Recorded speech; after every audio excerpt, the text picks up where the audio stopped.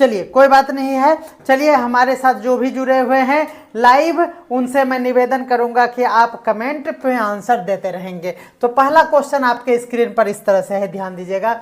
कह रहा है कि भारतीय संविधान को कब अंगीकार किया गया था, अंगीकृत किया गया था। हम लोग एकदम शुरू से देखेंगे ताकि कोई भी क्वेश्चन आपका छूटे नहीं।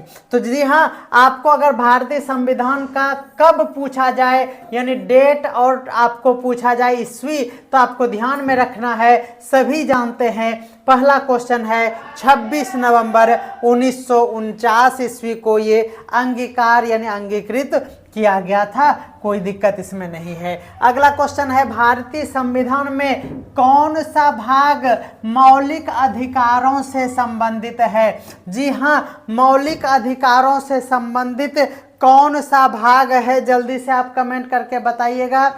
मौलिक अधिकार से संबंधित भाग अगर पूछा जाए तो आपको ध्यान में रखना है कि 3, जी हाँ, आपको याद रखना है कि 3 भाग होते हैं। भाग 3 में मौलिक अधिकार का वर्णन है, ये बातें आपको याद रखना है। सभी जानते हैं सिविक्स है, पहला टॉपिक से एमसीक्यूज है, तो आपको थोड़ा सा आसान क्वेश्चन मिलेगा, लेकिन ध्यान रखना है कि आपको जरूर हम घुमाने वाला भी क्वेश्चन पूछे होंगे। ये हमारे मॉक टेस्ट सीरीज का एक अंदाज है। हमारे साथ नीरज सर जुड़े हुए हैं, सुभाष सर भी जुड़ चुके हैं, शिव भजन सर भी जुड़ चुके हैं। सभी को गुड आफ्टरनून, सभी को गुड आफ्टरनून। संविधान सभा का गठन किसके आधार पर किया गया था, जल्दी से बताइएगा। संविधान सभा का गठन जो किया गया था वो किस आधार पर, किसके आधार पर किया गया था। क्या वो कैबिनेट मिशन योजना के आधार पर था, या फिर माउंटबेटन योजना के आधार पर, या फिर क्रिप्स मिशन, या फिर भारत सरकार अधिनियम। तो क्या भारत सरकार अधिनियम को लॉक किया जाए? जी हाँ, बिल्कुल सही जवाब आप नहीं दे रहे हैं। याद रखना है आप लोगों को, संविधान सभा का गठन किसके आधार पर किया गया था, तो आपको यह जवाब सही होगा, वो था हमारा कैबिनेट मिशन योजना। जी हाँ, कैबिनेट मिशन योजना के तहत ही संविधान सभा, जैसे ही बात किया जाए तो संविधान सभा, तो याद रखना है आपको कैबिनेट मिशन ध्यान में रखना है, कंफ्यूजन नहीं होना चाहिए। आगे हम लोग देखते हैं मौलिक अधिकारों को लागू करने के लिए कौन सा न्यायालय विशेष अधिकार रखता है। जी हाँ, आपको ये बताना है कि मौलिक अधिकार को लागू कराने के लिए अगर न्यायालय के पास अधिकार है तो वह कौन सा न्यायालय होगा, आपको जल्दी से बताना है। क्या वो जिला न्यायालय होगा, या फिर उच्च न्यायालय, या फिर सर्वोच्च न्यायालय, या फिर उपयुक्त में से सभी। ये जल्दी से आपको बताना है कि क्या होगा ऑप्शन, जल्दी से बताइएगा, कोई कंफ्यूजन इसमें नहीं है। जी हाँ, 4 नंबर का सी नंबर आंसर आ रहा है, 4 नंबर का सी नंबर आंसर है। लेकिन मैं ये कहना चाहूँगा कि क्या ई नंबर ऑप्शन हो सकता है, थोड़ा सा विचार किया जाए। ई नंबर पर नीरज सर विचार कीजिए, प्रशांत सर आप भी थोड़ा ई नंबर पर फोकस अगर करेंगे तो क्या उच्च न्यायालय भी, तो बिल्कुल सही जवाब होगा ये उच्च न्यायालय भी और सर्वोच्च न्यायालय भी, यानी ई नंबर हो सकता है, बिल्कुल नहीं, ई नंबर ही आपका सही जवाब है। ये उच्च न्यायालय भी कर सकता है और सर्वोच्च न्यायालय तो करेगा ही। 4 का ई नहीं होगा, 4 का ई नहीं होगा, ऐसा कैसे हो सकता है गुरुजी? जल्दी से सर थोड़ा सा इस पर कंफर्म मोहर लगाया जाए। ये ई नंबर सही होगा, ये भी और ये भी दोनों होगा, जल्दी से बताया जाए कि देखिए मौलिक अधिकार है, यहाँ पे इस बात को थोड़ा सा ध्यान देना है कि मौलिक अधिकार का हनन अगर हो रहा है तो हम लोग सीधा सुप्रीम कोर्ट क्यों जाएंगे? हमारा हाई कोर्ट में भी तो अगर हनन है तो वहाँ पे भी हम जाएंगे, और अगर मसला यहीं पे सलट रहा है तो उच्च न्यायालय में भी हो सकता है, और सर्वोच्च न्यायालय तो अंतिम में हम लोग जाएंगे, इसीलिए दोनों होगा, कोई दिक्कत नहीं है। यही गलती से बचना है आपको, इसी तरह का मिस्टेक आप करेंगे और आपको पता है कि आज हम गोरे चिट्टे हो गए हैं।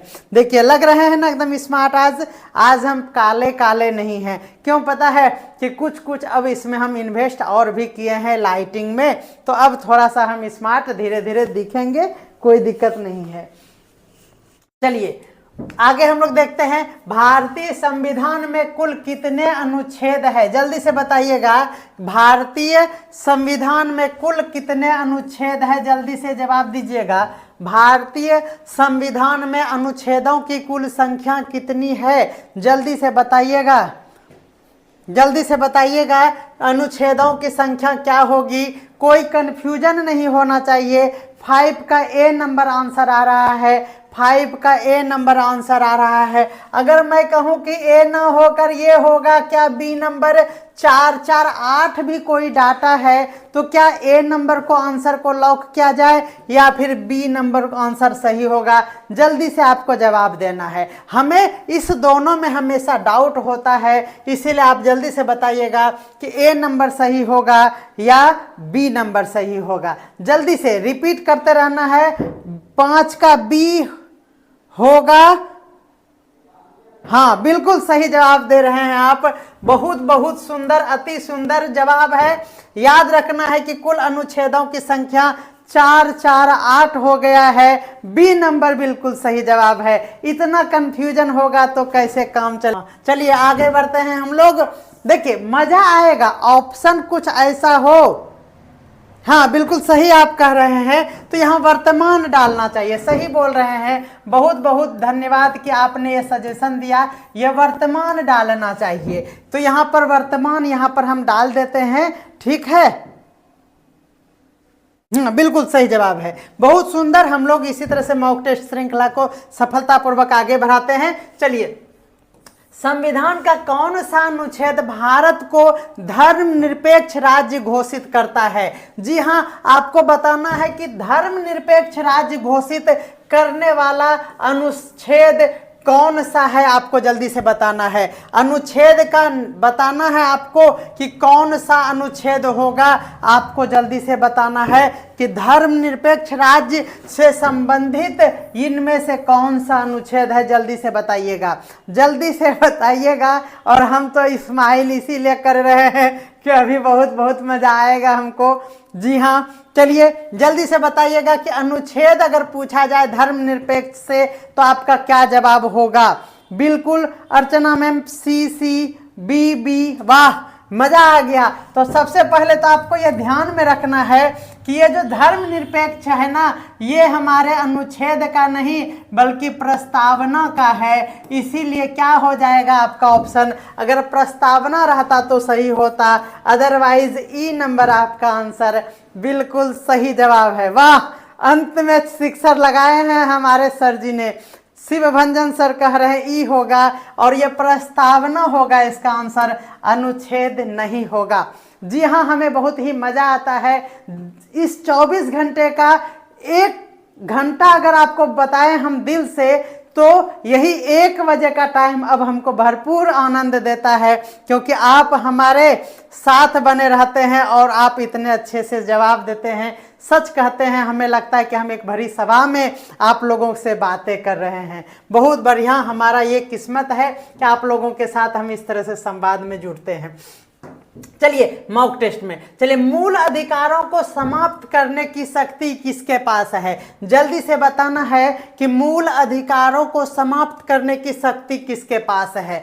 बहुत एनर्जी मिलता है जब हमारे साथ आप लाइव जुड़ते हैं, तो इतना अच्छा कंटेंट पे सोच सोच के, और देखिए जनरल क्वेश्चन तो हर जगह मिल जाता है, लेकिन जब मेरे दिमाग में ये चलता है कि आज कौन कौन से क्वेश्चन में सर को हम फंसाएंगे, तो वहां पर हमको कंटेंट बनाने में बहुत मजा आता है। तो जल्दी से बताइएगा कि मूल अधिकारों को समाप्त करने का शक्ति किसके पास है। मूल अधिकारों को समाप्त किया जा सकता है, किसके द्वारा किया जा सकता है, जल्दी से बताइएगा। तो बिल्कुल संसद के पास, हमारे भारतवर्ष में आपको ये पता होगा कि संसद के पास सबसे ज्यादा पावर आप देख सकते हैं इस मामले में, है ना। तो संसद के द्वारा मूल अधिकारों को समाप्त करने की शक्ति संसद के पास, बिल्कुल सही जवाब है। आपका आंसर ए नंबर हो जाएगा। ये याद रखना है मूल अधिकार। थोड़ा सा अच्छा मोशन में आएंगे तो ट्रिक भी बनाएंगे, ठीक है, थोड़ा सा इंतजार करना होगा। भारतीय संविधान के नीति निर्देशक तत्वों, जी हां ध्यान देना है, नीति निर्देशक तत्वों का उद्देश्य क्या है ये बताना है आप लोगों को। नीति निर्देश तत्वों से क्या समझते हैं, उसका क्या उद्देश्य है, क्या वो सामाजिक और आर्थिक न्याय को बढ़ावा देता है या फिर वो मौलिक अधिकारों की रक्षा करने के लिए है नीति निर्देशक तत्व, या फिर संसद अधिकारों को सीमित करता है हमारा नीति निर्देशक तत्व, या फिर वो संघीय ढांचे को क्या करता है, कमजोर। तो कमजोर नहीं करेगा, सीमित नहीं करेगा, ठीक है ना। ये दोनों तो एकदम छट गया। 8 नंबर का ए नंबर आंसर आ भी गया। बहुत बढ़िया, बहुत सुंदर, अति सुंदर। तो ये हमारा ए नंबर होगा। नीति निर्देशक तत्व जो है, नीति निर्देशक तत्व जो है वह हमारे सामाजिक और आर्थिक न्याय को क्या करता है, बढ़ावा देता है। ये बातें आपको स्पष्ट रूप से समझ में आता होगा। चलिए आगे बढ़ते हैं हम लोग। करा कि भारतीय संविधान का सबसे लंबा भाग निम्न में से कौन सा है, जल्दी से बताना है कि भारतीय संविधान का सबसे लंबा भाग निम्नलिखित में से कौन सा है, आपको जल्दी से बताना है।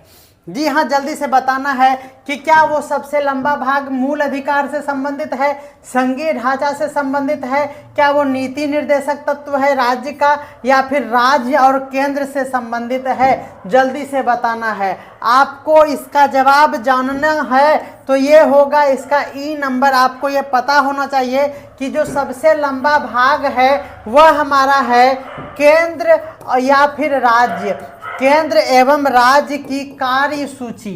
क्या याद रखना है, केंद्र एवं राज्य की जो कार्य सूची है ना, वो कार्य सूची ही सबसे लंबा भाग है। ये बातें यहाँ पर हमने आपको पीडीएफ में देने के लिए यहाँ पे अच्छे से राइट कर दिया है। तो याद रखना है आप लोगों को कि इसका सबसे लंबा भाग अगर पूछा जाए तो केंद्र और राज्य की कार्य सूची जो है वही हमारे संविधान का सबसे लंबा भाग है। ये बातें आपको स्पष्ट रूप से समझ में आ रहा होगा। ये देखिए, केंद्र और राज्य का संबंध नहीं, केंद्र और राज्य की कार्य सूची होना चाहिए। ये संबंध देके गड़बड़ कर दिया है, तो संबंध नहीं होकर डी पे आप फोकस कर रहे हैं। लेकिन यहाँ ध्यान देना है कि केंद्र और राज्य तो होगा, लेकिन केंद्र राज्य की कार्य सूची होगा। क्या मैं सही हूं? तो आप एक बार फिर से कंफर्म करेंगे, अदरवाइज हम डी नंबर पर भी विचार करने के लिए तैयार हैं। आप जल्दी से बताइएगा, क्या ये कार्य सूची ही है जो संविधान का सबसे लंबा भाग है, या फिर इसका संबंध है जो उसमें मेंशन है? जल्दी से बताइएगा। क्या हमारा आंसर ई नंबर सही नहीं है? जल्दी से आप कमेंट करके बताइए। अगर कोई तर्क है तो आप जरूर हमें कमेंट में लिखकर बताइए। अगला हम लोग देखते हैं संविधान संशोधन की प्रक्रिया। जी हाँ, संविधान संशोधन की प्रक्रिया किस अनुच्छेद में वर्णित है? जल्दी से बताना है। संविधान ओके है, बिल्कुल, थैंक यू थैंक यू। जी हाँ, कह रहा है कि संविधान संशोधन की प्रक्रिया किस अनुच्छेद में सम्मिलित है, ये वर्णित है, ये बताना है आपको। तो याद रखना है 3, 6, 8। जी हाँ, 3 दूनी 6 2 8, ये याद रखना है। ठीक है, 3 दूनी दूनी मतलब ये सुधार दीजिए, 3 दूनी 6, 3 तिया 9 नहीं होके 8 है, इसी को संशोधित कर दीजिए। तो याद रखना है आपको 3 दूनी 6 तिया 9 नहीं होके 8, 368 आपका सही हो जाएगा, जो कि क्या है, संविधान संशोधन प्रक्रिया में ये आपको अनुच्छेद याद रखना है। 10 का ए कह रहे हैं, 368 नहीं होगा, 368 नहीं होगा, 10 का बी भी जवाब आ रहा है। बिल्कुल बिल्कुल, आप हमें ठंडी में परेशान मत कीजिए, समझ रहे हैं सर जी, ऐसे ऐसे मत जवाब दिया कीजिए। चलिए, भारतीय संविधान का मूल ढांचा सिद्धांत किस केस में पहली बार स्पष्ट किया गया था? जी हाँ, संविधान का मूल ढांचागत सिद्धांत जो था उसको किस केस में इसको जोर देकर इस केस को डील किया गया था, ये आपको बताना है। बी 100% होगा, बिल्कुल सही जवाब है। जी हाँ, ये बिल्कुल सही जवाब है। आगे हम लोग देखते हैं, पूछा गया है कि संविधान का मूलभूत ढांचा जो सिद्धांत किस केस में पहली बार इसका मेंशन हुआ था? जल्दी से बताना है। ये याद रखना आपको, ये केस वाला क्वेश्चन है, 4-5 ठो इधर उधर तैरते रहता है, ये आपको ध्यान में रखना है। सभी जानते हैं केशवानंद भारती केस। जी हाँ, याद रखना है कि मूल रूप से हम लोग भारतीय हैं। ट्रिक आपको ध्यान में रखना है, मूल रूप से हम लोग भारतीय हैं, ये ध्यान रखना है आप लोगों को। तो केशवानंद भारतीय आपको याद रखना है, आपको सही जवाब हो गया। कह रहा कि भारत को एक समाजवादी, धर्मनिरपेक्ष, लोकतांत्रिक गणराज्य घोषित किया गया था। तो संविधान के किस में ये मेंशन है आपको बताना है। क्या वो प्रस्तावना में है, या फिर भाग 3 में है, या फिर भाग 4 में है, या फिर अनुच्छेद 51 में है, या इसमें से 2-3 जगह ये मिलता है। जल्दी से बिल्कुल केस वाला केशवानंद, वाह, केस वाला केस नहीं सर, ऐसा ट्रिक नहीं बनाइएगा। हे भगवान, तौबा तौबा। देखिए सर, ये जो केस है ना, देखिए यही तो रास सर का ट्रिक याद रखिएगा सर, है ना। अगर केस वाला कहिएगा तो केशवानंद, अगर ये ट्रिक बनाइएगा ना तो टटवा दबा दिया जाएगा। समझ रहे हैं कैसे? क्योंकि इस तरह का ढेरी केस है और इसका संबंध भी अलग अलग व्यक्ति से है, इसीलिए केस वाला केशवानंद ये ट्रिक एकदम गंदा बात। देखिए, मूल रूप से हम लोग भारतीय हैं, यानी मूलभूत ढांचा सिद्धांत पर अगर बात किया जाए तो याद रखना है भारतीय संविधान का मूलभूत ढांचा सिद्धांत किस में मेंशन हुआ था, तब आपको ध्यान में रखना है केशवानंद भारती केस। समझ में आ रहा है ना? कोई दिक्कत है सर हमारे शिव भजन बाबू? आप जल्दी से बताइए, आप समझ पा रहे हैं? हम आप ही के लिए बता रहे थे, क्योंकि आपके हम दुलारे मास्टर जी हैं ना, इसीलिए। चलिए आगे हम लोग बढ़ जाते हैं, ठीक है। चलिए आपके लिए जो हम एक्सप्लेन किए हैं ट्रिक को एक बार बताया जाए। चलिए नेक्स्ट देखते हैं हम लोग। 12 नंबर का आप ए नंबर आंसर दे रहे हैं। बिल्कुल, धर्मनिरपेक्ष, लोकतांत्रिक, समाजवादी गणराज्य है और हम प्रस्तावना में ही यह कसम खा लेते हैं, तो ये सभी जानते हैं। चलिए आगे देखते हैं मौलिक कर्तव्य। जी हाँ, याद रखना है आपको, मौलिक कर्तव्य यानी फंडामेंटल ड्यूटीज भारतीय संविधान में किस संशोधन के माध्यम से जोड़ा गया था? बिल्कुल सही बात है, याद रखना है आपको फंडामेंटल ड्यूटीज। जी हाँ, याद रखना है आपको फंडामेंटल ड्यूटीज किस संशोधन में जोड़ा गया था, आपको जल्दी से बताना है। जी हाँ, जल्दी से बताना है आपको। 13 नंबर का जवाब, 13 नंबर का जवाब थोड़ा बहुत डाउट हो रहा है, ए और बी वेरी कर गया, वाह कमाल हो गया। ध्यान दीजिएगा, ए होगा या बी, जल्दी से मोहर लगाया जाए। फंडामेंटल ड्यूटीज की अगर हम बात करेंगे तो आपको यह ध्यान में रखना है कि हम लोग 24 घंटा ड्यूटी करते हैं। सही बात है कि नहीं? हम लोग 24 घंटा ड्यूटी करते हैं।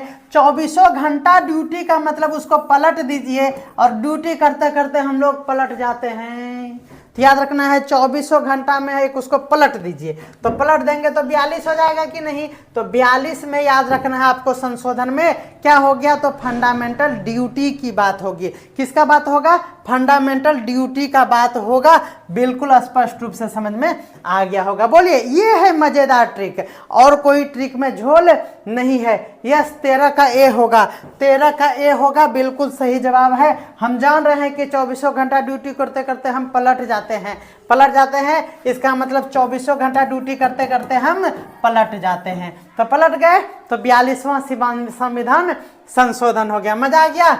हम पागल टाइप का आदमी है, थोड़ा सा अगर बोले यू आर मैड, हमको अच्छा लगेगा, हम पागल हैं। हम पागल नहीं है भैया, हमारा दिमाग सही है, खराब कैसे हो सकता है? चलिए आगे बढ़ते हैं। मूल अधिकारों को उल्लंघन होने पर, वाह, मूल अधिकारों के उल्लंघन होने पर व्यक्ति किस न्यायालय में याचिका दायर कर सकता है? जल्दी से बताइएगा, जल्दी से एकदम बताइएगा। ये क्वेश्चन पहले भी आया था, मूल अधिकार से संबंधित और न्यायालय से संबंधित। तो जल्दी से बताइएगा क्या होगा इसका आंसर। अगर मूल अधिकारों से संबंधित अगर होगा तो हम लोग कहाँ जाकर याचिका दायर करेंगे? जल्दी से बताइएगा।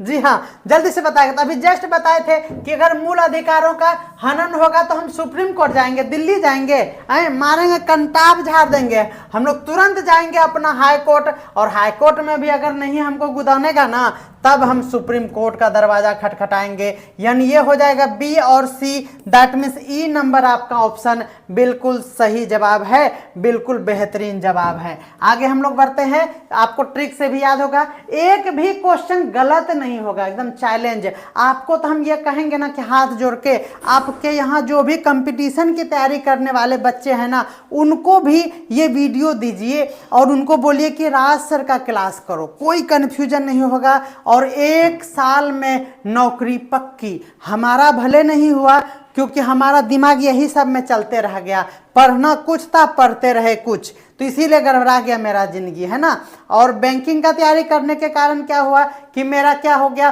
कि पहले हम बहुत दूर तक इंटरव्यू तक पहुंचे और फिर बाद में जब एसएससी रेलवे सबका वैकेंसी हुआ तो मने नहीं लगने लगा और पप्पा बिहार करा दिया ना, तो इसीलिए थोड़ा सा गड़बड़ा गया और मेरा भी मन नहीं करता था जॉब वॉब करने का, इंजॉय करने का मन करता इसीलिए से। तो इसीलिए ध्यान रखना है कि ये एकदम कंपटीशन लेवल का है, जो भी बच्चा एकदम उसको याद नहीं हो रहा ना, मेरा कैप्सूल दे दीजिए, ठीक है ना। चलिए, संविधान सभा के अस्थाई अध्यक्ष सभी जानते हैं कि राजेंद्र बाबू थे, इसमें कोई दिक्कत नहीं है, अस्थाई अध्यक्ष। चलिए, संविधान का कौन सा भाग राजनीति निर्देशक तत्वों से संबंधित है? जी हाँ, आपको ध्यान में रखना है कि कौन सा भाग आपको राजनीति निर्देशक तत्व, ध्यान रखना है कि अगर भाग पूछे तो याद रखना है कि जब आपको भाग निर्देशक की बात किया जाए तो आपको याद रखना है कौन सा आंसर होगा, सी नंबर आंसर बिल्कुल सही हो रहा है, भाग 4। जी हाँ, भाग 4 जो है वह नीति निर्देशक तत्व आपको ध्यान में रखना है। देखिए, निर्देश दे रहे हैं कि तुम 4 काम ही करना। जी हाँ, तुमको हम सिखा दे रहे हैं, निर्देश दे रहे हैं कि आपको क्या काम करना है, बस 4 ठो काम कर लेना है, ठीक है ना, 5वां काम नहीं करना है। तो आपको भाग 4 याद रखना है, नीति निर्देशक तत्व से संबंधित। अगला है, न्यायपालिका की स्वतंत्रता किस अनुच्छेद में सुनिश्चित की गई है? न्यायपालिका की जो स्वतंत्रता है उसको किस अनुच्छेद में सुनिश्चित किया गया है, ये आपको जल्दी से बताना है। न्यायपालिका के बारे में वर्णन आपको कहाँ कहाँ मिलता है, आपको ये पूरा ध्यान में रखना होगा। आपको 17 नंबर का जवाब देना है, 17 नंबर का जवाब आप जल्दी से दीजिए। न्यायपालिका की स्वतंत्रता किस अनुच्छेद में सुनिश्चित की गई है, जल्दी से आपको बताना है इसका जवाब। तो आपको ये ध्यान में रखना है कि न्यायपालिका के लिए आपको याद रखना है 50 भी और 32 भी, ये दोनों ध्यान में रखना है। इसका मतलब ये हो गया कि अनुच्छेद 32 में भी है न्यायपालिका की स्वतंत्रता और अनुच्छेद 50 में भी है। क्या सही या जवाब है या नहीं? आप 17 का सिर्फ बी पर जा रहे हैं, आप जल्दी से बताइए 17 का बी होगा या ए और बी दोनों होगा, जल्दी से बता दीजिए। न्यायपालिका की स्वतंत्रता की अगर हम बात करेंगे तो 32 तो कंफर्म है, क्या 50 में भी कुछ कुछ संबंध है न्यायपालिका की स्वतंत्रता के बारे में? बिल्कुल सही जवाब आप दे रहे हैं। तो दोनों याद रखना है आपको, 32 और 50, यानी ई नंबर आपका ऑप्शन बिल्कुल सही होगा, बिल्कुल सही जवाब है। कोई दिक्कत है अर्चना मैम? थोड़ा सा बताया जी है कि आपको क्या कंफ्यूजन हो रहा है। अगला हम लोग ध्यान देखते हैं, कह रहा कि भारतीय संविधान की संरचना में, ध्यान देना है, भारतीय संविधान की संरचना में किसका प्रभाव सबसे अधिक है? जी हाँ, जल्दी से बताइएगा। आपको ये पता लगाना है, बताना है कि भारतीय संविधान की जब संरचना हो रही थी उस समय उस पर सबसे ज़्यादा किसका प्रभाव था? तो आप सभी जानते हैं कि हमारा जो संविधान लिखाया है उसमें ब्रिटिश संविधान से ये था, क्योंकि आप सभी जानते हैं ब्रिटिश संविधान के साथ साथ आपको ये भी ध्यान में रखना है कि आयरिश संविधान से भी बहुत सारे चीज हमारे इस संविधान में सम्मिलित है, हमारे संविधान में सम्मिलित है। तो बिल्कुल सही जवाब है 18 का ए भी होगा और 18 का सी भी होगा। यानी किसका प्रभाव सबसे अधिक पूछा जाए तो आपको ध्यान में रखना है ब्रिटिश संविधान के साथ साथ आयरिश संविधान। और हम लोग क्या ई नंबर पर जाएंगे या फिर इस दोनों में भी एक को हम लोग सुपेरियर मानेंगे? जल्दी से कमेंट करके बताइए। 18 नंबर का जवाब ई दिया जाए या फिर हम लोग इस दोनों में से किसी एक को सुपेरियर मान लें? आपको जल्दी से बताना है, जल्दी से जवाब देना है। आपको हम थोड़ा सा कंफ्यूज कर रहे हैं क्योंकि यहाँ लिखा है कि भारतीय संविधान के संरचना में किसका प्रभाव सबसे अधिक है। ई नंबर आंसर बिल्कुल सही जवाब जा रहा है। तो याद रखना है कि ब्रिटिश संविधान से तो आप जान ही रहे हैं कि उसी का प्रभाव था, और इसमें आयरिश संविधान से भी बहुत कुछ लिया गया है, इसीलिए सबसे अधिक पूछ रहा है, इसीलिए ए नंबर होगा बिल्कुल सही जवाब। इसीलिए तो हम इस पे डाउट क्रिएट कर रहे हैं कि आप जल्दी से बताइएगा। सबसे अधिक पूछा है तो आपका ब्रिटिश संविधान होगा, ये बातें आपको स्पष्ट रूप से समझ में आ रहा होगा, बिल्कुल सही जवाब है। चलिए, संविधान के किस अनुच्छेद में संवैधानिक संशोधन का प्रावधान है? जी हाँ, संविधान में हम लोग संवैधानिक रूप से संशोधन कर सकते हैं, यह किस अनुच्छेद में है? तो संवैधानिक संशोधन की बात आपको हम बताए थे कि 3 दूनी 6 और 3 तिया 9 नहीं करके आप संशोधित करके 8 कर दीजिए। ये ट्रिक आपको बहुत ही अच्छा लगेगा। संविधान संशोधन करना है 3 दूनी 6, 3 तिया 9 नहीं, संशोधित करके 1 कम कर दीजिए। तो 3 6 8 संविधान संशोधन ध्यान में रखना है आप लोगों को। आगे चलते हैं हम लोग। कह रहा है कि समान नागरिक संहिता, जी हाँ, समान नागरिक संहिता लागू करने का प्रावधान किस अनुच्छेद में है? जल्दी से बताना है। समान नागरिक संहिता लागू करने का प्रावधान किस अनुच्छेद में है, ये जल्दी से बताना है। तो संविधान नागरिक समान नागरिक संहिता की बात करें तो याद रखना है समान नागरिक है। समान मतलब 4 और 4 दोनों एक समान है कि नहीं है? तो 4 4 इज कॉल्ड समान। तो अनुच्छेद 44 आपको ध्यान में रखना है कि ये क्या हो जाएगा हमारा, ये हो जाएगा समान नागरिक संहिता, ये हो जाएगा हमारा अनुच्छेद 44। ठीक है, नेक्स्ट क्वेश्चन पे आप फोकस कीजिए। कह रहा है कि संविधान के किस अनुच्छेद के तहत संसद को भारत के क्षेत्र में नए राज्य बनाने का अधिकार प्राप्त है? किस अनुच्छेद में नया राज्य बनाने का अधिकार मेंशन है, उस अनुच्छेद का नाम आपको बताना है।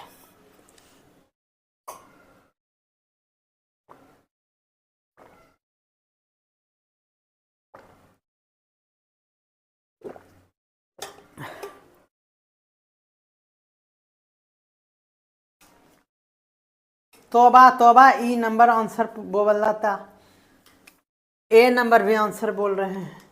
बच्चा को डरा रहे हैं। 21 नंबर का बताइए। ए नहीं होगा, ई होगा। हे प्रभु, हे हरिनाथम, ये क्या हुआ? देखिए, जब भी बात किया जाए किसका, नया राज्य बनाना है, हम बोलेंगे कि नीतीश बाबू नया राज्य बनाना है, तो जाओ 2-3 ठो राज्य बना लो। कै ठो बना लो?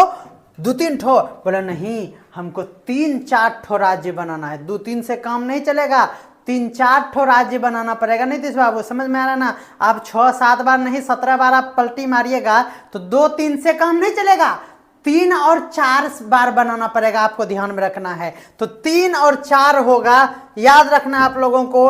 3 और 4 में जो है आपको ध्यान में रखना है कि राज्य नया बनाना है। याद रखना है कि अनुच्छेद के तहत संसद को भारत के क्षेत्र में नया राज्य बनाने का अधिकार, अनुच्छेद नंबर 3 और 4। जी हाँ, ABCD सब है रे बा।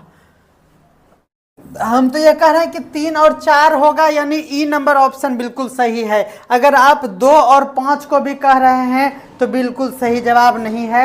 आपका आंसर ई नंबर जा रहा है। 3 और 4 जल्दी से बताया जाए, क्या 3 और 4 ही होगा? अनुच्छेद 2 नहीं होगा और 5 भी नहीं होगा, राइट? जल्दी से बताइए कि ये बी और सी होगा कि नहीं। टाइप कीजिए बी और सी। ठीक है, कहा कि भारत में संसद को विशेष अधिकार, याद रखना है, संसद के विशेषाधिकार का उल्लेख किस अनुच्छेद में है? जी हाँ, जल्दी से बताना है। संसद के विशेषाधिकार, जी हाँ, संसद के विशेषाधिकार का उल्लेख किस अनुच्छेद में है आपको बताना है। जी हाँ, जल्दी से बताना है। संसद के विशेषाधिकार की अगर बात करें तो 105 याद रखना है और 194 याद रखना है। ये दोनों आपको ध्यान में रखना होगा, 105 भी और 194 भी। इसका मतलब ये हो गया कि हमारा ए और बी दोनों सही है। ए और बी के लिए हम लोगों का आंसर ई नंबर बिल्कुल सही है और ई नंबर ही आप लोगों का सही है और ई नंबर का ही हमारे इस क्लास सेशन में उद्देश्य रहता है कि आपको इस तरह के क्वेश्चंस दिया जाए जो कि आप थोड़ा सा कंफ्यूज रहें ई नंबर के चलते, जो भी हम लोग परेशान होते हैं एग्जाम में। भारतीय संविधान का कौन सा संशोधन न्यायिक समीक्षा, ध्यान देना है ये वर्ड, न्यायिक समीक्षा के अधिकार को सीमित करता है। ये बताना है कि कौन सा संशोधन के तहत न्यायिक समीक्षा का जो अधिकार था वो सीमित करता है, उसको कंट्रोल कर लेता है। तो ये बातें ध्यान रखना है कि न्यायिक समीक्षा भी आपको ध्यान में रखना है कि जब आपके साथ 24 घंटा काम लिया जाएगा तो आप पलट दिए थे, याद है, और पलट दिए थे, इसका मतलब ये हुआ कि आप समीक्षा कर रहे हैं पलट के कि क्या करें समझ में नहीं आ रहा है। तो 24 घंटा ड्यूटी था और ड्यूटी को जब पलट दिए थे तो 42 हो गया था और यहाँ न्यायिक समीक्षा भी यही करना है कि क्यों आखिर हम ड्यूटी को पलट दिए थे। तो 42वां संविधान संशोधन आपको ये बातें ध्यान रखना है, कोई दिक्कत नहीं है। ये 42 आपका सही आंसर है। भारत के किस भाग में भारत ने संविधान के किस भाग में इमरजेंसी प्रावधान का उल्लेख है? जल्दी से बताना है। इमरजेंसी प्रावधान, जी हाँ, इमरजेंसी प्रावधान का किस भाग में उल्लेख है ये आपको बताना है। देखिए ये भाग हमारा है, कौन सा भाग है? तो ये है हमारा 18। जी हाँ, ये भाग है हमारा 18। जल्दी से आपको ध्यान में रखना है कि इमरजेंसी जो है वह याद रखना है आपको, शाम में 18 बजे याद रखना है आपको इमरजेंसी। ट्रिक में भी प्राण प्रतिष्ठा करवा देते हैं आप प्यारे सर, वाह, सही बात है। चलिए इमरजेंसी ध्यान रखना है, इमरजेंसी का प्रावधान आपको याद रखना है कि शाम में इमरजेंसी याद रखना है आपको। शाम में कितने बजे? ये 6 बजे है और 18 बजे याद रखना है। हमारे इंदिरा गांधी जी के द्वारा आपको ध्यान में रखना है कि 18 बजे यानी शाम के 6 बजे 18 भाग आपको ध्यान में रखना है। आगे हम लोग बढ़ते हैं। नेक्स्ट है हमारा कि भारत संसदीय विशेषाधिकारों का उल्लंघन करने पर कौन सी कार्रवाई हो सकती है, ये बताना है आपको। अगर संसदीय विशेषाधिकार का हनन उल्लंघन होता है तो कौन सा कार्रवाई होगा? क्या उसको चोखा भात खिलाया जाएगा या फिर उसको दंडात्मक कार्रवाई किया जाएगा या फिर सदन की अवमानना उस पर लगाया जाएगा या फिर सदस्य की सदस्यता को निलंबित कर दिया जाएगा या फिर संसद की अवमानना के लिए न्यायिक दंड दिया जाएगा? जल्दी से आपको इसका जवाब देना है। देखिए अगर कोई संसदीय विशेषाधिकारों का उल्लंघन करता है तो आप सभी जानते हैं कि उसकी सदस्यता तो चला ही जाएगा, तो ये भी हो सकता है सदन की अवमानना का भी उस पर कार्रवाई होगा और उस पर कोई दंडात्मक कार्रवाई, ये दंड ही तो है निलंबन। यानी ए, बी और सी तीनों आपका बिल्कुल सही जवाब होगा, यानी ई नंबर ऑप्शन आपका बिल्कुल सही होगा। बी नंबर नहीं, ई नंबर, गोल गोल, समझ में आ रहा है ना? ई नंबर है गोल गोल, रास सर का ये ई नंबर आपको मजा दिलाता है। चलिए संविधान के प्रस्तावना को किस केस, अब देखिए फिर बात हुआ ना वही कि अब आप बोलिएगा कि केस है तो केशवानंद कर दीजिए। अब यहाँ देखिए केस है, मारिए केशवानंद, मारिए मारिए मारिए हमारे भजन बाबू, नहीं होगा ना? तो चलिए यही बात हम समझा रहे थे सर जी, प्रभु मेरे। चलिए कह रहे कि संविधान में अगर प्रस्तावना का उल्लेख करते हुए न्यायिक बाध्यकारी यानी न्यायिक रूप से बाध्यकारी नहीं माना गया है, ये बातें ध्यान में रखना है। क्या कह रहा है कि संविधान की प्रस्तावना को किस केस में यह दर्शाया गया कि न्यायिक रूप से बाध्यकारी नहीं माना गया है, इसमें से प्रस्तावना को, यानी सीधा सीधी गप हम कहेंगे कि केस में प्रस्तावना को न्याय संगत, मतलब उसको बाध्यता नहीं दी गई है, यानी उसको मानना जरूरी है, ये इसमें कहा गया है कि किस केस में यह साबित हुआ था। जी हाँ, ये बताना है कि किस, कि केशवानंद नहीं होगा सर, आपको ये ध्यान में रखना है कि केस जो है ना, अलग अलग केसों में अलग अलग संविधान के तथ्यों को यूज किया गया है। संविधान में जैसे प्रस्तावना की बात करेंगे हम लोग, तो याद रखना है आप लोगों को कि वो हो जाएगा हमारा बेरूबरी यूनियन केस। ध्यान रखना है, बेरूबरी यूनियन केस था जिसमें प्रस्तावना के दम पर जो हमारा ये जजमेंट नहीं हुआ था और ये बताया गया था कि यह बाध्यकारी नहीं है न्यायिक रूप से प्रस्तावना। तो ये ध्यान रखना है, बेरूबरी यूनियन केस। देखिए प्रस्तावना है हमारा, आप सभी जानते हैं प्रस्तावना शुरू में ही है, आपको यह याद रखना है बेरूबरी यूनियन केस, याद रखना है। न कहते बरका आया, देखिए बाध्यकारी नहीं हुआ, क्यों कहते बरका आया प्रस्तावना वाला, तो बरका आया मतलब क्या हुआ, बेरूबरी, आपको ध्यान में रखना है कि बरका आया प्रस्तावना के दम पर हमको हराने वाला, ध्यान रखना है आपको, है ना। ये संविधान हमारे लिए सम्मान का विषय है और इसमें अगर कोई ट्रिक के माध्यम से कोई अनर्गल बातें अगर हमारे शब्द से निकल रहा है, मुंह से निकल रहा है, तो उसके लिए हम संविधान से भी माफ़ी मांगते हैं, हम अपने देश से भी मांगते हैं, अम्बेडकर बाबू से भी माफ़ी मांगते हैं और आपसे भी मांग लेते हैं, ठीक है। तो इसीलिए आप उस पर दिल पे नहीं लीजिएगा अगर ऐसा कोई बातें हमारे शब्द से मुंह से निकल रहा है शब्द के तरह। ओह, मतलब समझ में आ रहा है ना कहाँ से निकल रहा है। चलिए, भारत को संघीय राज्य, जी हाँ, भारत को संघीय राज्य के रूप में परिभाषित करने का आधार क्या है। भारत को संघीय राज्य, ये सभी जानते हैं कि क्या है, ये राज्य सूची और संघ सूची से समझ में आता है कि यह हमारा भारत जो है वह एक संघीय राज्य है। और किसी से होगा, जल्दी से बताइए, 27 नंबर का और कुछ होगा? तो दूसरा ये भी होगा कि शक्तियों का जो पृथक्करण है, जी हाँ, शक्तियों का जो बंटवारा है, उससे भी हमें समझ में आता है कि हमारा भारत जो है एक संघीय राज्य है। जी हाँ, दो बातें हो गया। अगला ये भी है हमारा वित्तीय और प्रशासनिक स्वायत्तता भी जो है, आप सभी जानते हैं कि राज्य में अलग, और आपको ये भी ध्यान में रखना है कि वित्तीय और प्रशासनिक स्वायत्तता भी है। इसके कारण भी हम लोग ये जान पाते हैं कि भारत एक संघीय राज्य है। तो यहाँ ए भी होगा, बी भी होगा और डी भी होगा, इसीलिए आपका आंसर ई नंबर बिल्कुल सही है। बिल्कुल सही जवाब है, ई नंबर भी आंसर सही है। अब ई नंबर के चक्कर में नहीं रहना है, ऐसा नहीं कि सिर्फ ई ही मार देंगे, है ना। चलिए, संविधान के अनुच्छेद देखिए, हा क्या ट्रिक है, 3 का 3, 3 दूनी 6, 3 तिया 9 नहीं 8, वाह। में कौन सी विधेयक संशोधन प्रक्रिया का उल्लेख नहीं किया गया है? नहीं किया गया का मतलब समझ में आ रहा है ना। तो ध्यान रखना है, आपको यह पता है यहाँ पर कि यहाँ पर क्या हुआ, संविधान संशोधन की बात था। इसमें क्या था, संविधान संशोधन की बात था, संविधान संशोधन की बात कही गई थी। देखिए यहाँ पर है, साधारण संशोधन नहीं होगा, विशेष संशोधन नहीं होगा, क्षेत्रीय संशोधन नहीं होगा, संघीय संशोधन नहीं होगा। आहा, ई नंबर बिल्कुल सही जवाब है। मजा आ रहा होगा आप लोगों को। बेहतरीन क्वेश्चन के साथ मैं आप लोगों के सामने हर दिन 1 बजे प्रस्तुत होता हूँ।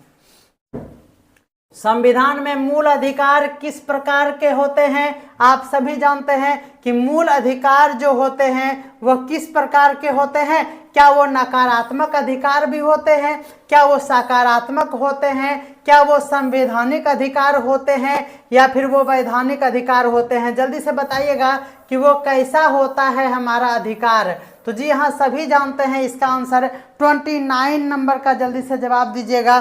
तो उसमें हमारा क्या होगा कि ये मूल अधिकार जो है वह एक संवैधानिक अधिकार है। ये बिल्कुल सही जवाब है। आगे हम लोग देख लेते हैं।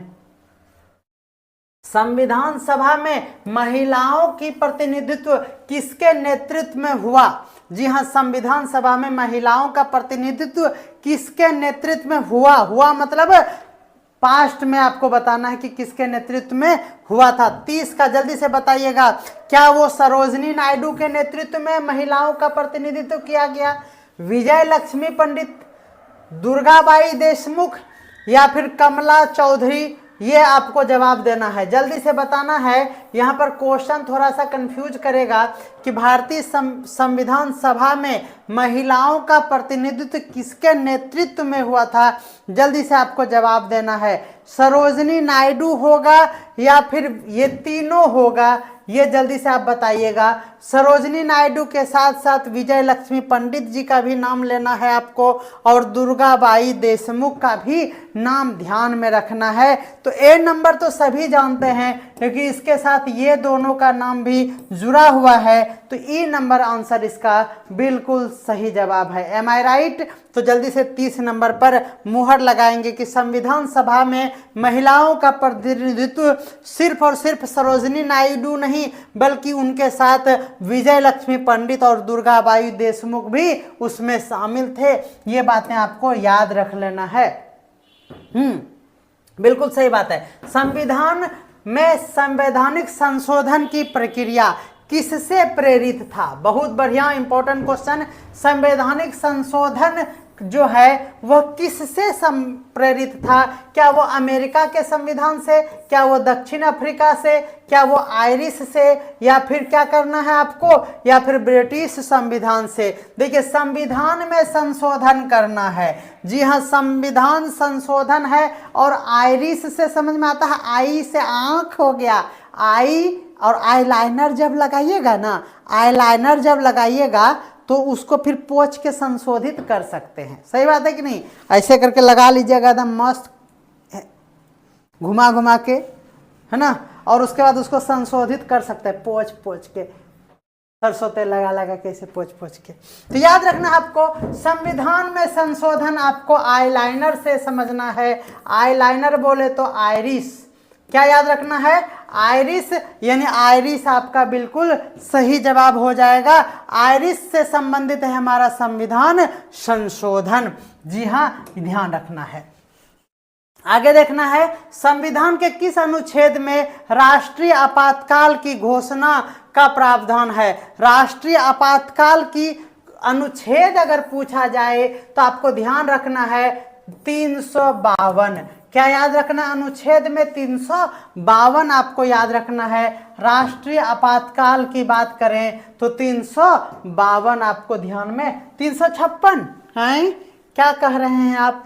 356 होगा या 352? जल्दी से बताइएगा, 356 होगा या 352? 352 होगा सर। चलिए आगे देखते हैं। कह रहा है कि अध्यक्षीय शासन प्रणाली का उल्लेख भारतीय संविधान के किस प्रावधान में है, यानी किस अनुच्छेद में है? जी हाँ, अध्यक्षीय शासन प्रणाली का उल्लेख किस में है? तो ये याद रखना आप लोग को 356। इधर भी हमारा 352 था, ध्यान में रखना है, और 356 में जो है वह अध्यक्षीय याद रखना है। अगर आपको अध्यक्ष बनना है तो 56 इंची का सीना रखना पड़ेगा, ठीक है ना। यदि आपको क्या बनना है, अध्यक्ष बनना है, तो आपको 56 इंची का सीना रखना पड़ेगा। ध्यान रखना है 356।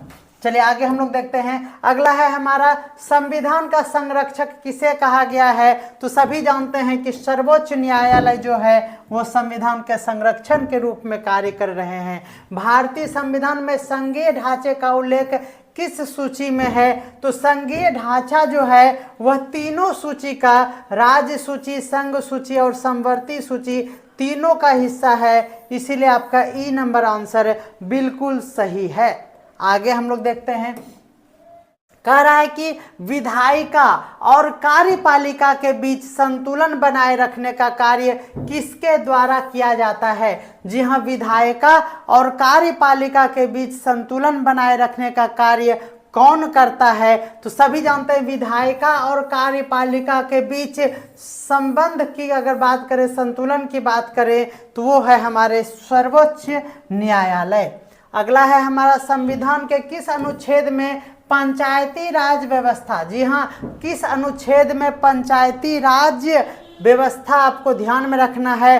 तो याद रखना है कि अगर तुम ABC करेगा, आहा, क्या है, याद रखना आपको, यदि तुम ABC करेगा, ABC मतलब क्या हुआ, 2, 4 और 3, ध्यान में रखना है 2, 4 और 3, 240 वोल्ट नहीं 243 वोल्ट आपको याद रखना है। और ABC करेगा तो पंचायती बैठा देंगे, A, B और C 243 ये सभी होगा, यानी आपका ई नंबर आंसर बिल्कुल सही जवाब है, कोई दिक्कत नहीं है। पंचायती राज संस्थाओं की बात अगर होगा तो याद रखना है 243 ABC। राज्यपाल को किस अनुच्छेद के तहत विधानसभा भंग करने का एकाधिकार प्राप्त है, ये बताना है आपको। राज्यपाल को किस अनुच्छेद के तहत विधानसभा को भंग करने का अधिकार प्राप्त है, तो याद रखना है 17(4), जी हाँ 174 याद रखना है। राज्यपाल, जी हाँ आपको ध्यान में रखना है कि राज्यपाल जो है 17(4 ध्यान में रखना है कि वो विधानसभा को क्या करेगा, भंग कर सकता है, कोई दिक्कत है। चलिए आगे हम लोग देखते हैं 39 नंबर का जवाब दीजिएगा। कह रहा है कि समानता का अधिकार, जी हाँ जल्दी से बताना है, समानता का अधिकार संविधान के किस अनुच्छेद में उल्लिखित है। जी हाँ, समानता का अधिकार हम बताए थे आप लोगों को, याद रखना है 14, 15, 16, 17, जी हाँ याद रखना है आपको। समानता का अधिकार अगर बात करें तो याद रखना है कि अनुच्छेद 14, अनुच्छेद 15, अनुच्छेद 16 और उसके साथ साथ 17, ये लगातार जो है वो समानता के अधिकार को वर्णन करने वाला है, ये बातें भी आपको ध्यान में रखना है। ए नंबर आंसर आपका जा रहा है। समानता का अधिकार सिर्फ अनुच्छेद 14 आप कह रहे हैं, क्या सही है, जल्दी से बताइएगा, जल्दी से आप जवाब दीजिएगा। क्या ये तीनों में समानता का अधिकार नहीं है, 14 में, 15 में और 16 और 17 में? तो बिल्कुल सही जवाब है, ई नंबर आंसर इसका बिल्कुल सही होगा, चिंता करने की कोई बात नहीं है। आगे हम लोग देखते हैं मूल अधिकारों को निलंबित करने की शक्ति किसके पास है। मूल अधिकारों को निलंबित करने की शक्ति किसके पास है, जल्दी से बताना है। तो अभी जस्ट आया था, मूल अधिकारों को निलंबित कौन कर सकता है, राष्ट्रपति नहीं, संसद कर सकता है। सही या गलत, जल्दी से बताइएगा, राष्ट्रपति होगा या संसद, जल्दी से बताना है। मूल अधिकारों को निलंबित करने की शक्ति किसके पास है, जल्दी से बताइएगा, संसद के पास, बिल्कुल अभी जस्ट ये क्वेश्चन गुजरा था।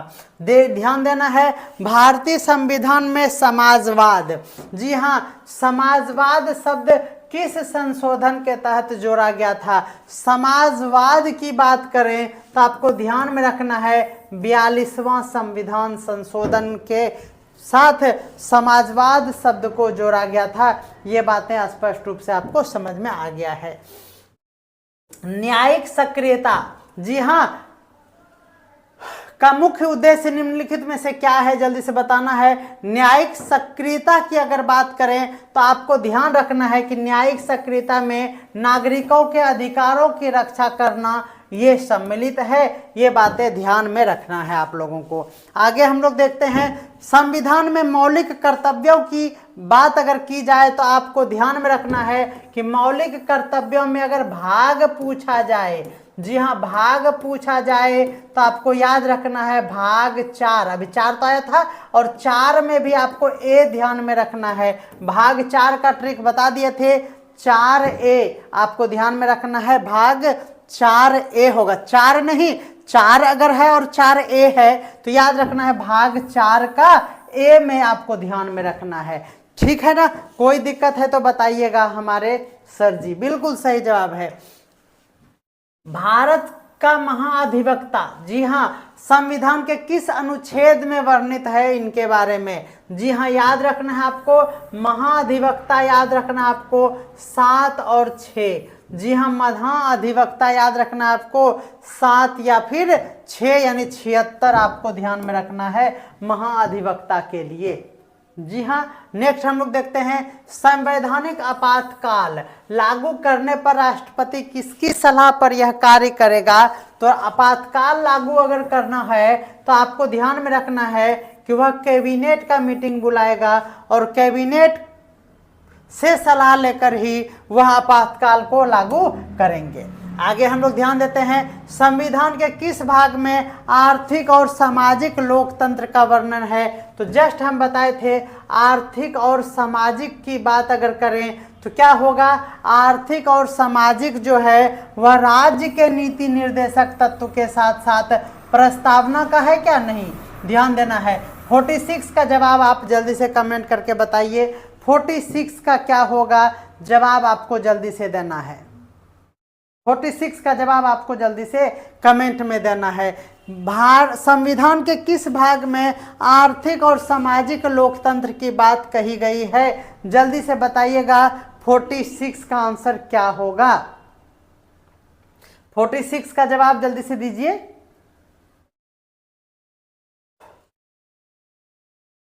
एक भी आंसर नहीं आ रहा है सही, जल्दी से जवाब दीजिएगा। 44 का 46 का जवाब देना है। 46 का बी होगा, 46 का बी होगा। मौलिक अधिकार कह रहा है कि संविधान के किस भाग में आर्थिक और सामाजिक लोकतंत्र की बात कही गई है, बी तो नहीं होगा, सी होगा। बिल्कुल सही जवाब है, सी नंबर आपका आंसर बिल्कुल सही है। कोई दिक्कत है तो जल्दी से बताइएगा। अनुराधा दीपांकर मैम आप बी नंबर जवाब दे रहे हैं, थोड़ा सा कंफर्म किया जाए कि वो सी नंबर होगा या बी होगा, या फिर आपके मन में प्रस्तावना आ रहा है, जल्दी से बता दीजिए, जल्दी से कमेंट करके बता दीजिए 46 का क्या होगा। हम सी नंबर को लॉक कर रहे हैं। चलिए आगे हम लोग बढ़ते हैं। भारतीय संविधान में संवैधानिक उपचार का अधिकार, जी हाँ ध्यान रखना है इसको, संवैधानिक उपचार का अधिकार किस अनुच्छेद में है। तो ध्यान रखना है आपको, संवैधानिक उपचार के लिए आपको 32 और क्या याद रखना है आपको, तो जल्दी से बताना है आपको 32 होगा या नहीं।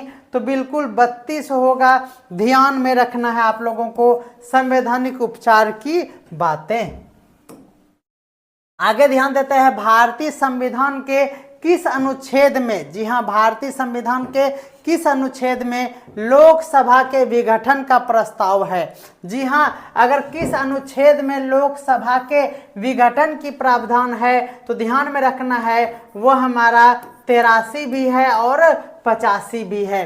जी हाँ 83 नंबर और 85 नंबर अनुच्छेद आपको ध्यान में रखना है कि क्या हो जाएगा, 48 का ई नंबर आपका आंसर बिल्कुल सही जवाब हो जाएगा। और 47 का ई नंबर आंसर, 47 का ई होगा।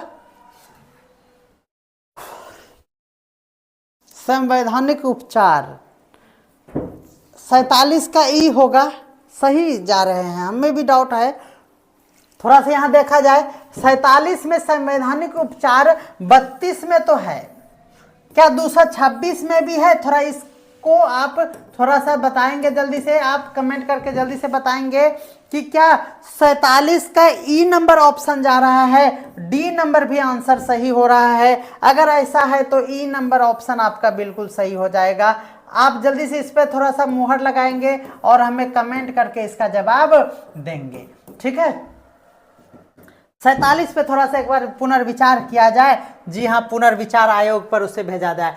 आयोगों के गठन का प्रावधान संविधान के किस भाग में है, तो आपको बता दिए हैं, पहले एक बार क्वेश्चन आया है, याद रखना है आपको 14 भाग 14 जो है वह क्या है हमारा, तो आयोग के गठन से संबंधित है। भाग 47 का ई होगा, बिल्कुल सही जवाब दे रहे हैं, बिल्कुल सही जवाब है आपका, बिल्कुल। इसको थोड़ा सा बहुत बढ़िया, आप लोगों का ये सहयोग बहुत ही आनंद देता है, बिल्कुल सही जवाब आप कह रहे हैं। यहाँ पे थोड़ा सा कंफ्यूजन रह गया था, तो दोनों होगा। संवैधानिक उपचार की बात है, पहले आपको 32 mg याद रखना है उपचार के लिए, और उसके बाद 226 mg का कैप्सूल आपको देना होगा, तो संवैधानिक उपचार हो जाएगा। तो याद रखना आपको ई नंबर आंसर बिल्कुल सही है।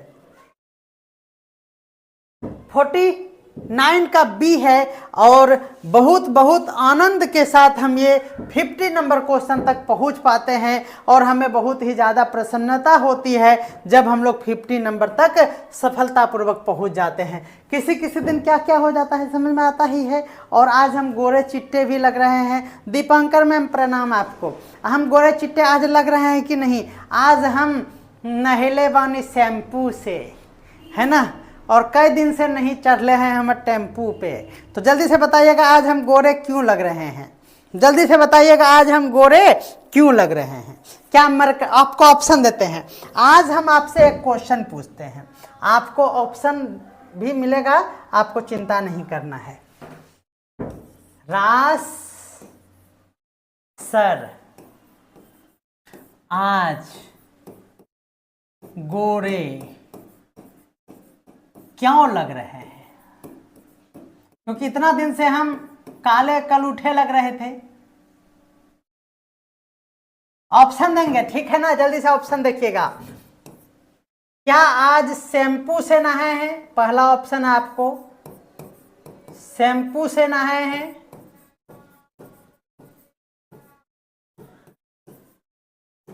दूसरा, क्या टेम्पू से आए हैं?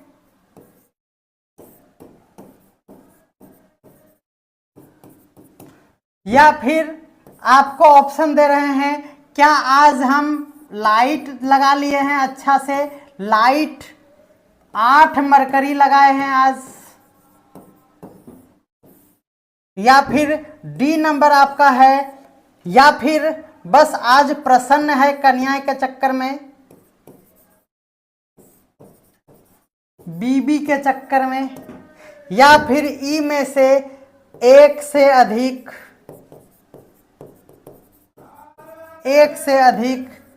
या इनमें से इसमें से कोई नहीं। जल्दी से आप कमेंट कीजिएगा। यह है हमारा 51 नंबर का प्रश्न। इससे पहले हम 50 नंबर पर आते हैं। कहा कि भारतीय संविधान का संरक्षक कौन होता है? तो ये रिपीट हो गया है क्वेश्चन, इसीलिए ये 50 नंबर रिपीट होने के कारण आपको ये बताना है 51 नंबर का जवाब। रास सर आज गोरे क्यों लग रहे हैं? क्या वो शैम्पू से नहाए हैं आज, या फिर वो टेम्पू से आए हैं? क्या वो लाइट 8 मरकरी आज लगाए हैं, ऐना चश्मा में भी देख सकते हैं? या फिर आज वो प्रसन्न है क्योंकि उसके पास अभी बीबी है, यानी पहले घर में थी, और ई नंबर 1 से अधिक या इनमें से कोई नहीं। हाँ, ई नंबर ऑप्शन सी और डी। हाँ, अबरी बार सही दे रहे हैं। हाँ, अबरी बार सही दे रहे हैं। अमर जी बता रहे हैं सी और डी। 51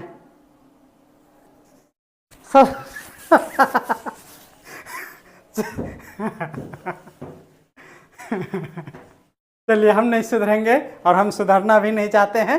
चलिए, ई नंबर उपरोक्त में से एक से अधिक। देखिए, शैम्पू से तो हम नहाए नहीं हैं क्योंकि ठंडी है, के दिमाग लगाएगा।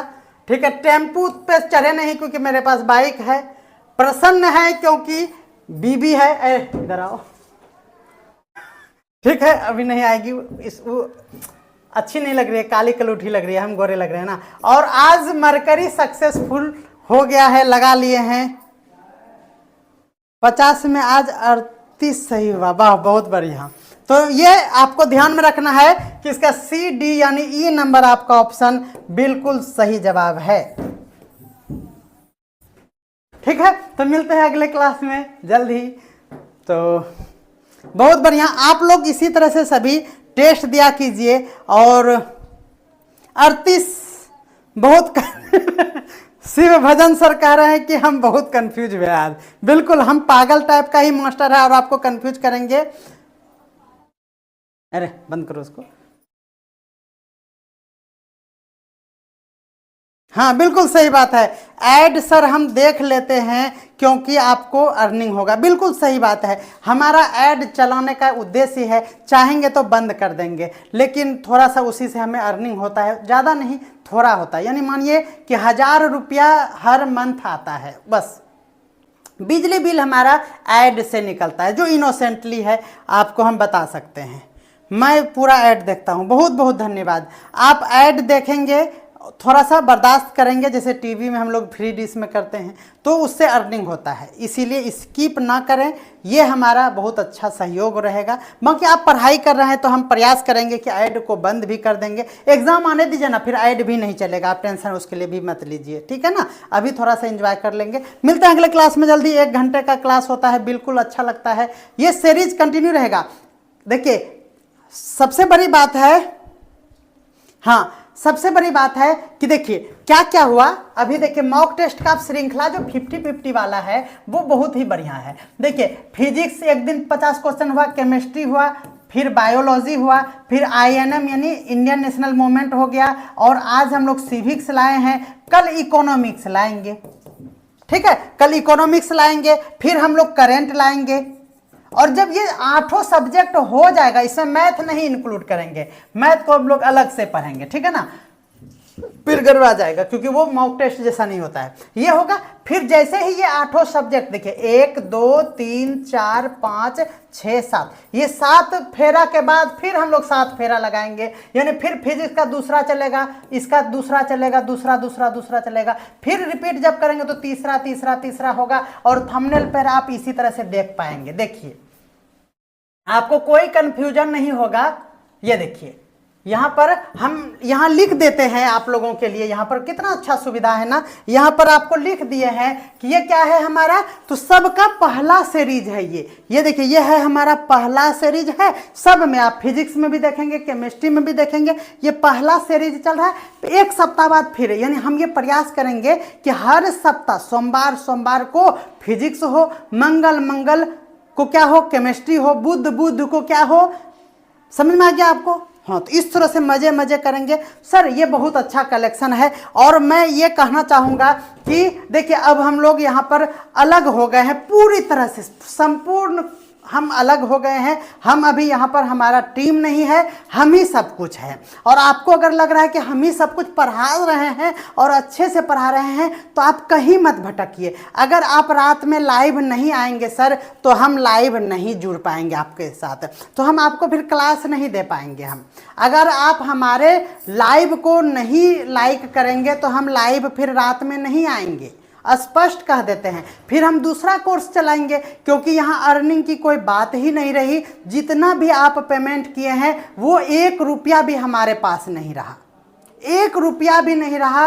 और हम अब यहाँ पर थोड़ा सा आर्थिक दबाव में जी रहे हैं। आपने देखा कि 1 महीने बाद हम मरकरी खरीद पाए हैं, तो इसीलिए रात में अगर हम लाइव आएंगे तो आप कम से कम, अब हम आपको निःशुल्क क्लास दे रहे हैं, ऐप पे भी फ्री एक्सेस दिए हैं, तो आप हमारे साथ लाइव जुड़िए सर, क्योंकि वहाँ पर भी आपको फ्री मिल रहा है। यूट्यूब पे कोई भी क्लास फ्री रहता है, किसी की ताकतें नहीं है कि उसको पेड कर सकते हैं। हम ओनली मेंबर्स करने का होगा तो, लेकिन वैसा होगा नहीं क्योंकि व्यूज़ भी हमको चाहिए, ऐड भी चलना ज़रूरी है। तो यहाँ पर वो सिर्फ बेवकूफ़ बनाया जाएगा कि ये सिर्फ ओनली पेड के लिए है। ओनली यूट्यूब का मतलब 100% फ्री, YouTube का मतलब 100% फ्री, और अगर है तो वो मेंबर है। और जब मेंबर कोई करेगा तो उसको 10 ठो व्यूज़ जाएगा। क्यों? क्योंकि वो 5वां आदमी देख ही नहीं पाएगा, तो व्यूज़ भी चाहिए, क्योंकि हमारा तो मिलियन सब्सक्राइबर नहीं है।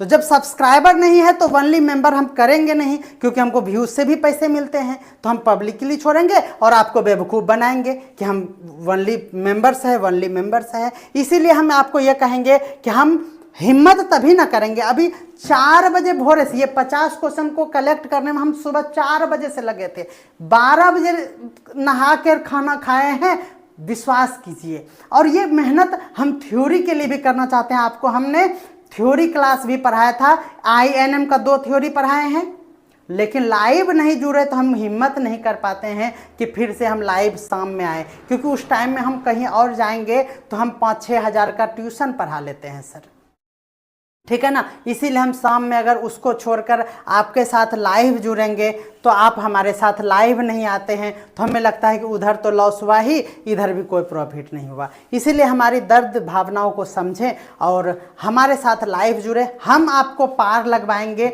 आप ये विश्वास कीजिए। हमारा 5-5 बुक आ गया है, मिनिमम कॉस्ट पे आ गया है। अब क्या कहूँ, हनुमान जी के जैसा दिल दिखाऊँ चीर के? नहीं दिखाएंगे, कन्या है अभी। चलिए बाय बाय सभी को। हमारी भावनाओं को जरूर समझेंगे आप।